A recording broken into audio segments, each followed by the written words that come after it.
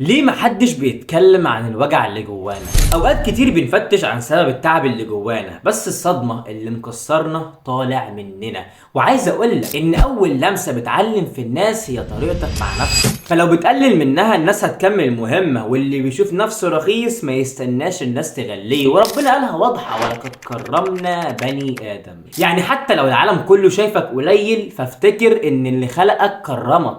ومن هنا بقى يبدأ العقل يلعب لعبته. كل ما تتوقع الأسوأ دماغك هتدور عليه وتشاور وتقول اهو شفته، لان اللي بيحفر للحفرة هيقع فيها حتى لو كانت وهم. وزي ما بيقولوا اللي يخاف يغرق عمره ما ينزل المية. فوسط كل ده انت ليه مستني كل الناس تفهمك؟ ابدأ من جواك وعامل نفسك كأنك تستاهل، وصدق في الخير حتى لو اتأخر، وفكك من كلام الناس. وفي النهاية لو الكلام ده حرك جواك حاجة فاعمل لاف علشان يوصل لأي حد تاني محتاجه، وكمان اعمل فولو علشان اللي جاي أقوى وأعمق بكتير. وسيب لي رأيك في الكومنت.